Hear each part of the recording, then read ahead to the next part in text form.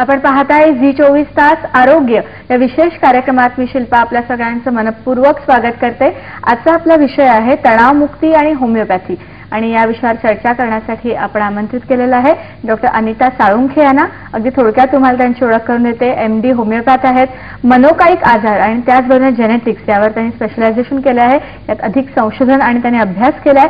त्याचबरोबरीने होमिओपॅथीविषयी एक जाणीव आणि जागृती निर्माण व्हावी याकरता डॉक्टर्ससाठी सुद्धा त्या वेळोवेळी सेमिनार्स आयोजित करत असतात, वर्ल्ड टूर्स करत असतात आणि त्याचबरोबरीने अगदी महिलांसाठी, महिला मंडळांसाठीच नव्हे तर मुलांसाठी, पोलिसांसाठी सुद्धा तणावमुक्ती कशा पद्धतीने साधावी यासाठी त्या वेळोवेळी शिबिरं घेत असतात, वर्कशॉप सुद्धा आयोजित करत असतात।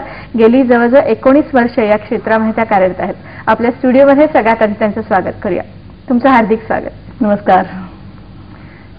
तणाव हा खरं तर आज आयुष्याचा भाग झाला असं म्हणायला हरकत नाही। मुळात तणाव हा केवळ मनावरच कार्य करतो असं नाही, खूप टेन्शन येतं आणि हातपाय थरथरायला लागतात।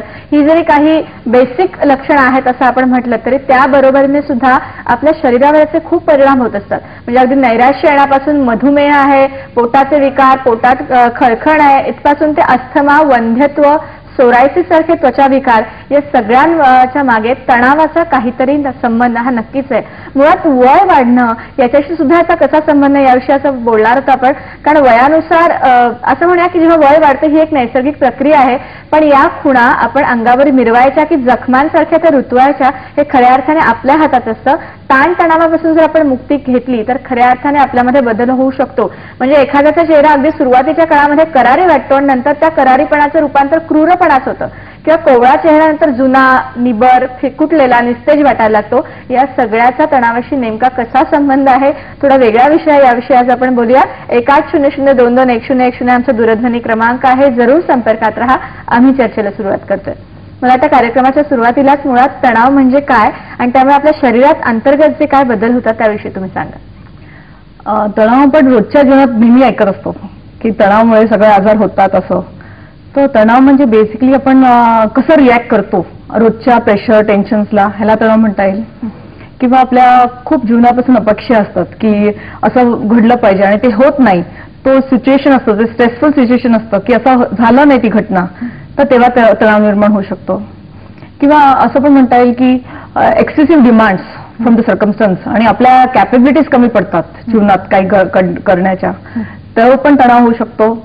आणि मी तर हे म्हणते की प्रत्येक तणाव कसा घेतो हा माणसाच्या स्वभावावर असतो, तो इंडिव्हिज्युअलिस्टिक अप्रोच आहे बेसिकली।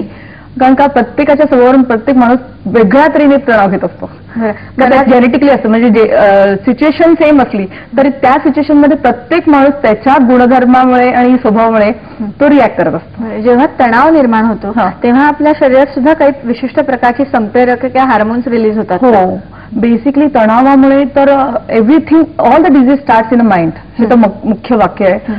आणि काय होतं तेव्हा की अननेसेसरी न्यूरोट्रान्समिटर्स आणि हार्मोन्स रिलीज होतात आणि त्या रिलीज झाल्यानंतर फुल बायोकेमिस्ट्री बॉडीची डिस्टर्ब होऊन जाते आणि तेव्हा आपल्या इम्युन सिस्टीमवर परिणाम होतो आणि माणूस आजारी पडतो। तो त्याची इम्युन सिस्टीम जो म्हणतात ना रेसिडेन्शियल मेडिकल डॉक्टर, आतला डॉक्टर, तो जर का वीक झाला की माणूस आजारी पडतो। म्हणजे सगळं तिकडूनच सुरू होतं आणि सगळ्या आजारांची जी सुरुवात आहे इथून होते। आपण आता बोलतोय खूप वेगळा आणि इंटरेस्टिंग विषय, आपण चर्चा अशीच पुढे नेऊया। प्रेक्षकांचा पहिला प्रश्न आपल्याला मुंबईहून येतोय, आपण घेऊया। नमस्कार गायत्री। आपल्या दोघांना नमस्कार। नमस्कार, बोला डॉक्टर। मला असं विचारायचं, आता तुम्ही जे खूप छान माहिती दिली, तर शारीरिक मध्ये आपण नेहमी म्हणजे पोटापासूनच व्याधींना सुरुवात होते निरनिराळ्या, तर त्या ह्याच्यात म्हणजे हल्लीचं खाणं किंवा एकंदरीत हवामान याच्यामुळे गॅसेसचं प्रमाणही जास्त होत राहतं।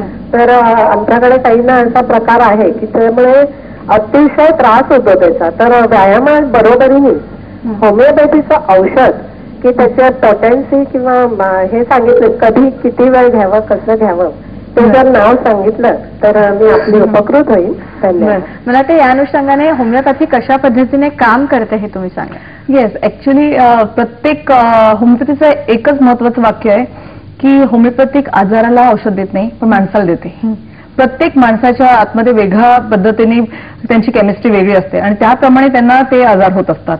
तर ते आजाराला औषध दिल्यामुळे काय होतं की तेवढ्यापुरता आजार निघून जातात, परत परत येत जातात. तर माणसाला जेव्हा ट्रीटमेंट दिली म्हणजे तो आजारी का पडला, त्याची प्रतिकारशक्ती का डाऊन झाली, त्याला ऍसिडिटी का झाली, सगळंच ते खातात पण एकाच माणसाला घरात ऍसिडिटी होते, सगळ्यांना होत नाही. बरोबर. म्हणजे त्याच्यात काहीतरी प्रॉब्लेम आहे त्याच्या सिस्टम मध्ये, तो अभ्यास करून त्याची सिस्टम का वीक झाली आहे ते करून मग त्याप्रमाणे औषध असतात.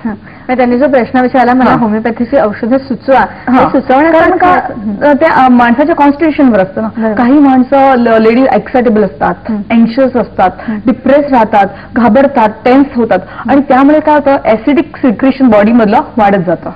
तर तुम्ही गोळ्या घेऊन किंवा मेडिसिन घेऊन तुम्ही काय कराल, टेम्पररी रिझल्ट येईल, तुम्हाला ऍसिडिटी थांबेल, पण तुमचा जो कॉज आहे की नेहमी नेहमी होतं, तुमचं नेचर चेंज झालं, तुम्ही रिलॅक्स झालात तर ऍसिडिटीचं प्रमाण कमी होऊन जाईल आणि मग तुम्हाला वारंवार औषध घ्यायची गरज नाही किंवा गोळ्या खायची गरज नाहीये. इव्हन होमिओपॅथिक पण हे कंटिन्युअस मेडिसिन नाहीये. तुमची एकदा सिस्टम इम्प्रूव्ह झाली तर तुम्ही ते मेडिसिन स्टॉप करायला पाहिजे, कारण का we are improving the mind and body, not only disease. हा महत्वाचा मुद्दा आहे. आणि त्यामुळे मी सांगतो की जेव्हा तुम्ही राईट होमिओपॅथीकडे गेलात तर तुमच्या लाईफमध्ये नवीन नवीन आजार कुठलेही येता कामा नये, कारण तुमच्या मनाची आणि शरीराची प्रतिकारशक्ती इतकी स्ट्रॉंग झालेली आहे की you nothing should happen to you. पुन्हा प्रेक्षकांचा प्रश्न आपल्याला नाशिक इथून येतोय, आपण घेऊया. नमस्कार. नमस्कार, डोमिनियन बोलताय. हॅलो. हा बोला. नमस्कार. अमित प्रकाश संत बोलतोय. हा प्रकाश बोला. मला असं विचारत होतं की मानसिक तणाव आणि शारीरिक तणाव या दोघांमध्ये औषध सारखे असतात का वेगवेगळे घ्यावे लागतात? एक सांगता येईल की आपण जेव्हा ऍक्सिडेंट बघितला तर आपल्याला लगेच पटकन चक्कर येते किंवा लूज मोशन होतात. मनाने बघितलं असतं ते बेसिकली. तर माइंड आणि बॉडी हे ऍब्सोल्युटली कनेक्टेड आहे. म्हणजे आपल्या इथे चिमटा काढला तरी आपल्याला छातीत दुखतं असं म्हणजे. तर सेपरेट औषध तर मुळीच नाहीये. म्हणजे माइंड आणि बॉडीचा दोघांचाही समतोल विचार करून की मनाचे विचार, कारण का मनातले जे विचार असतात जे अननेसेसरी त्याच्यामुळे काय होतं की प्रोटीन्स डेव्हलप होतात, ते विचारच प्रोटीन असतात आणि बॉडीतले प्रोटीन मग इम्बॅलन्स करतात. आणि म्हणून आपण पूर्वी पण आपण ऐकतो की टीव्ही बघताना किंवा जेवताना टीव्ही बघू नये किंवा प्रेग्नंट असताना चांगले विचार असावे. कारण का हे थॉट प्रोसेस जर का तुमची अननेसेसरी रॉंग असेल तर बाळावर पण परिणाम होतो आणि शरीरावर पण परिणाम होतो. हे पूर्वीपासून चाललेलं आहे तसं. तर एकच औषध असतं बेसिकली. पुढल्या प्रेक्षकांचा प्रश्न घेऊया आपण. नमस्कार. हा हॅलो. हा बोला. हा मी विभावरी भावे बोलतेय. हा विभावरी बोला. हा हा हॅलो. हा प्रश्न विचारा. त्याचे हा तर माझा प्रश्न म्हणजे काय की माझा मुलगा आहे ना. हॅलो. हा बोला. टीव्हीचा आवाज काय कमी करू का? अर्थात करायचंच आहे कमी. हा नाही ते न थांबता विचारते. तर मी काय म्हणते की जी माणसं रागीट असतात त्यांना तणाव जास्त येतो का? एक प्रश्न आहे माझा. आणि दुसरा म्हणजे माझा मुलगा पण टेन्शन मध्ये खूप म्हणजे टेन्शन घेतो. तर त्याप्रमाणे म्हणजे मी ऍलोपॅथी पण ट्रीटमेंट घेतली. म्हणजे रात्री झोप पटकन लागत नाही आणि देवाचं पण खूप करतो रामनाम, तरी म्हणजे असा तणाव काय येतो ह्याचं उत्तर द्या. आणि दुसरं म्हणजे मी तुमची होमिओपॅथी ममता कर्णिकचा लेख येत होता आणि हॅलो सखीला पण त्यांचा कार्यक्रम लागला होता. तर त्याच्यावर ते लार्च म्हणून औषध आहे ते मी पुण्याहून त्या बाटल्या घेऊन आली होमिओपॅथी. बरोबर. अजून त्याची ट्रीटमेंट चाललेली आहे. बरोबर. तुमचा पहिला प्रश्न हा तिसरा झाला तुम्ही सांगितलं. पहिला प्रश्न काय होता? हा पहिला प्रश्न म्हणजे जी माणसं रागीट असतात बरोबर. आलं लक्षात तुमच्या तुम्ही जी तिसरी प्रतिक्रिया दिली त्याबद्दल धन्यवाद. जो सुरुवातीचा त्यांनी प्रश्न विचारला की अधीर जो स्वभाव असेल तर त्याचा काय परिणाम होतो आपण सांगूया प्रेक्षकांना. स्वभाव आपला असा का होतो ह्याला कॉज फाइंड आउट केलं पाहिजे. कारण नसताना असे स्वभाव होणारच नाही. तर मुलगा चिडखा झाला तर त्याला काहीतरी निमित्त असलं पाहिजे. Every reaction is a cause.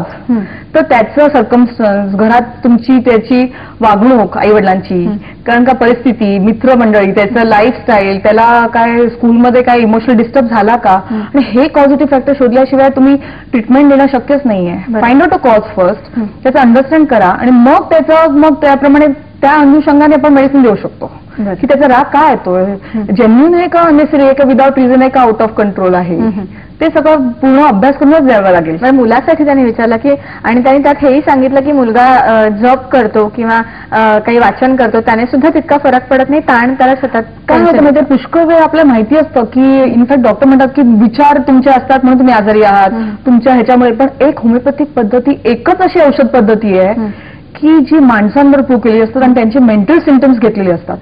तर किती वेळा लोक आम्हाला येतात की आम्हाला माहिती आहे आम्हाला हा राग येतो, कंट्रोल होत नाही, काय कराल. तर होमिओपॅथिक मेडिसिन्स हे त्यांच्या ॲटिट्यूडवर, त्यांच्या टॉलरन्सवर आणि सेन्सिटिव्हवर काम करतात. आणि किती पेशंट म्हणतात की मी औषध घेतल्या माझ्या सासूबाई बऱ्या झाल्या. म्हणजे त्यांचा जो बघण्याचा दृष्टिकोन असतो सासूबाईंकडे की त्या मला त्रास देतात असं वगैरे, तो चेंज होतो. आणि ॲटिट्यूड चेंज करणं हे होमिओपॅथीची मेडिसिन अतिशय प्रमाणात करतात. आणि लहान मुलांना आपण काय होतं की सांगू शकत नाही, काउन्सिलिंग करू शकत नाही एव्हरी डे. तर नुसती मेडिसिन दिल्यावर रिलेशन चांगलं होतं. आणि जी व्याख्या आहे हेल्थची की health is not only the absence of physical and mental disease but it is also social wellbeing. आणि हे आम्ही करतो. म्हणजे माझ्याकडे मेडिसिन घेतल्यावर होमिओपॅथीच्या राईट पद्धतीने की तुमचं लाईफस्टाईल, तुमचं नेचर, तुम्ही इतके स्ट्रॉंग होतात की तुम्हाला सगळ्या गोष्टी त्रास देत नाहीत बेसिकली. बरं, इथे सासू सुनेचा सुद्धा उझरता उल्लेख आलेला आहे. तणाव मुक्तीसाठी होमिओपॅथीचा कशा पद्धतीने आपण फायदा करून घेऊ शकतो, उपयोग करून घेऊ शकतो. मुळात अनेक औषधं आपण नेहमी घेत असतो, पण ताण वरताण ठरू नये म्हणून होमिओपॅथीचा बाण कशा पद्धतीने अचूक मारायचा जाणून घेऊया अल्पशा विश्रांतीनंतर. पाहत राहा झी 24 तास.